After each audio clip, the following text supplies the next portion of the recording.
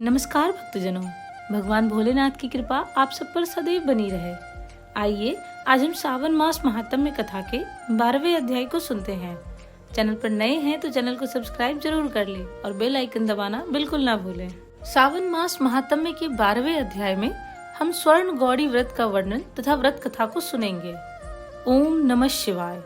ईश्वर बोले, हे ब्रह्मपुत्र, अब मैं स्वर्ण गौरी का सुव्रत कहूँगा। यह व्रत सावन मास में शुक्ल पक्ष तृतीया तिथि को होता है। इस दिन प्रातःकाल स्नान करके नित्य कर्म करने के बाद संकल्प करें और 16 उपचारों से पार्वती तथा शंकर जी की पूजा करें। इसके बाद भगवान शिव से प्रार्थना करें, हे देवदेव आइए, हे जगतपते मैं आपसे प्रार्थना करता हूँ। हे सुरसत्तम, मेरे द्वारा की गई पूजा को आप स्वीकार करें। इस दिन भवानी पार्वती की प्रसन्नता और व्रत की पूर्णता के लिए दंपतियों को 16 वायन प्रदान करें और द्विज श्रेष्ठ की प्रसन्नता के लिए मैं यह वायन प्रदान करता हूँ, ऐसा कहें। चावल के चूर्ण के 16 पकवानों से 16 बांस की टोकरियों को भरकर तथा उन्हें वस्त्र आदि से युक्त करें और पुनः 16 द्विज दंपतियों को बुलाकर इस प्रकार कहते हुए प्रदान करें, व्रत की संपूर्णता के लिए मैं ब्राह्मणों को यह प्रदान कर रहा हूँ। मेरे कार्य की समृद्धि के लिए सुंदर अलंकारों से विभूषित तथा पतिव्रत से सुशोभित ये शोभामयी सुहागन स्त्रियां इन्हें ग्रहण करें। इस प्रकार 16 वर्ष अथवा 8 वर्ष या 4 वर्ष या 1 वर्ष तक इस व्रत को करके शीघ्र ही इसका उद्यापन कर देना चाहिए। पूजा के अनंतर कथा का श्रवण करके वाचक की विधिवत पूजा करनी चाहिए। सनत कुमार बोले, हे प्रभु, इस व्रत को सर्वप्रथम किसने किया? इसका महात्म्य कैसा है और इसका उद्यापन किस प्रकार करना चाहिए, वह सब आप मुझे बताएं। ईश्वर बोले, हे महाभाग, आपने उत्तम बात पूछी है। अब मैं आपके समक्ष मनुष्यों को सभी संपदाएं प्रदान करने वाले स्वर्ण गौरी नामक व्रत का वर्णन करता हूँ। पूर्व काल में सरस्वती नदी के तट पर सुविला नामक एक विशाल पुरी थी। उस नगरी में कुबेर के समान चंद्रप्रभ नामक एक राजा था। उस राजा की रूप लावण्य से संपन्न, सौंदर्य तथा मंद मुस्कान से युक्त और कमल के समान नेत्रों वाली महादेवी और विशाला नामक 2 भार्याएं थी। उन दोनों में ज्येष्ठ महादेवी नामक भार्या राजा को अधिक प्रिय थी। आखेट करने में आसक्त मन वाले वे राजा किसी समय वन में गए और सिंहों, शार्दुलों, सूकरों, वन्य भैंसों तथा हाथियों को मारकर प्यास से आकुल होकर उस घोर वन में इधर उधर भ्रमण करते रहे। राजा ने उस वन में चकवा चकवी तथा बत्तखों से युक्त, भ्रमरों तथा पीकों से समन्वित और विकसित मल्लिका, चमेली, कुमुद तथा कमल से सुशोभित अप्सराओं का एक सुंदर सरोवर देखा।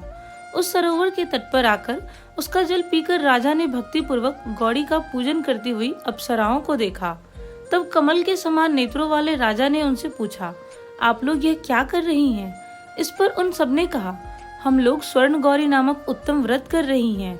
यह व्रत मनुष्यों को सभी संपदाएं प्रदान करने वाला है। हे नृपश्रेष्ठ, आप भी इस व्रत को कीजिए। राजा बोले, इसका विधान कैसा है और इसका फल क्या है? मुझे ये सब विस्तार से बताएं। तब वे सारी स्त्रियां बताने लगी, हे राजन, ये स्वर्ण गौरी नामक व्रत सावन मास की शुक्ल पक्ष की तृतीया को किया जाता है। इस व्रत में भक्ति पूर्वक अत्यंत प्रसन्नता के साथ पार्वती तथा शिव की पूजा करनी चाहिए। पुरुष को 16 तारों वाला एक डोरा दाहिने हाथ में बांधना चाहिए। स्त्रियों के लिए बाएं हाथ में या गले में इस डोरे को बांधना चाहिए। यह सब सुनने के बाद संयत चित्त वाले राजा ने भी उस व्रत को संपन्न करके 16 धागों से युक्त डोरे को अपने दाहिने हाथ में बांध लिया। उन्होंने कहा, हे देव देवेशी, मैं इस डोरे को बांधता हूँ। आप मेरे ऊपर प्रसन्न हो और मेरा कल्याण करें। इस प्रकार देवी का व्रत करके वे अपने घर आ गए। राजा के हाथ में डोरा देखकर ज्येष्ठ रानी महादेव ने पूछा और सारी बात सुनकर वह राजा के ऊपर अत्यंत कुपित हो उठी। राजा ने कहा, ऐसा मत करो, मत करो। लेकिन रानी ने उस डोरे को तोड़कर बाहर एक सूखे पेड़ के ऊपर फेंक दिया। उस डोरे के स्पर्श मात्र से वह वृक्ष पल्लवों से युक्त हो गया। उसके बाद उसे देखकर दूसरी रानी भी आश्चर्यचकित हो उठी और उस वृक्ष पर स्थित टूटे हुए डोरे को उसने अपने बाएं हाथ में बांध लिया। उसी समय से उसके व्रत के महात्म्य से वह रानी राजा के लिए अत्यंत प्रिय हो गई। वह ज्येष्ठ रानी व्रत के अपचार के कारण राजा से त्यक्त होकर दुखित हो वन में चली गई। अपने मन में वह भगवती देवी का ध्यान करते हुए मुनियों के पवित्र आश्रम में निवास करने लगी। कहीं कहीं श्रेष्ठ मुनियों के द्वारा यह कहकर आश्रम में कहने से रोक दी जाती थी कि हे पापिन, अपनी इच्छा के अनुसार यहाँ से चली जाओ। इस प्रकार घोर वन में इधर उधर भ्रमण करती हुई वह अत्यंत क्षीण होकर एक स्थान पर बैठ गई। तब उसके ऊपर कृपा करके देवी उसके समक्ष प्रकट हो गई। उन्हें देखकर वह रानी भूमि पर दंडवत प्रणाम करके उनकी स्तुति करने लगी। हे देवी, आपकी जय हो, आपको नमस्कार है।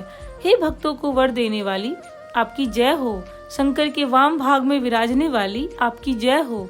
हे मंगल मंगले, आपकी जय हो।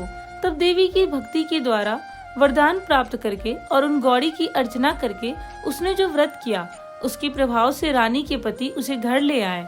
उसके बाद देवी की कृपा से उसकी सभी कामनाएं पूर्ण हो गई। राजा सभी समृद्धियों से संपन्न होकर उन दोनों के साथ पूर्ण रूप से राज्य करने लगे। अंत में राजा ने उन दोनों रानियों सहित शिवपद को प्राप्त किया।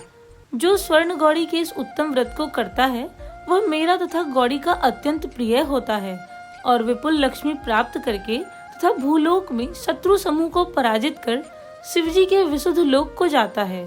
हे सनत कुमार, अब आप दत्चित होकर इस व्रत के उद्यापन की विधि सुनिए। चंद्रमा तथा तारा बल से युक्त शुभ तिथि तथा शुभ वार में एक मंडप बनाकर उसके मध्य में अष्टदल कमल के ऊपर धान्य रखकर उस पर एक कुंभ स्थापित करें। पुनः उसके ऊपर 16 पल प्रमाण का बना हुआ एक तिल पूरित ताम्र में पूर्ण पात्र रखें और उस पर पार्वती शंकर की दो प्रतिमाएं स्थापित करें। शिवजी की प्रतिमा श्वेत वर्ण के 2 वस्त्रों तथा शुक्ल वर्ण के यज्ञोपवीत से सुशोभित हो। उसके बाद वेदोक्त मंत्रों से विधि पूर्वक उनकी प्रतिष्ठा करें और भली भांति पूजा करके रात्रि में जागरण करें। इसके अनंतर प्रातःकाल पूजा करने के बाद होम करें। सर्वप्रथम ग्रह होम करके प्रधान होम करें। हवन के लिए यव मिश्रित तिल घृत से पूर्ण रूप से सशक्त होना चाहिए। 1000 अथवा 100 आहुति डालनी चाहिए। उसके बाद वस्त्र, अलंकार तथा गौ के द्वारा आचार्य की पूजा करनी चाहिए और वायन प्रदान करना चाहिए। इसके बाद ब्राह्मणों को भोजन कराना चाहिए, साथ ही 16 दंपतियों को भी भोजन कराना चाहिए। अपने द्रव्य सामर्थ्य के अनुसार उन्हें भूयसी दक्षिणा देनी चाहिए। अंत में हर्षोल्लास से युक्त होकर बंधुजनों के साथ स्वयं भोजन करना चाहिए। इस प्रकार श्री स्कंद पुराण के अंतर्गत ईश्वर सनत कुमार संवाद में सावन मास महात्म्य में तृतीया में स्वर्ण गौरी व्रत कथन नामक 12वां अध्याय पूर्ण हुआ। बोलिए मैया पार्वती की जय, भगवान भोलेनाथ की जय। धन्यवाद।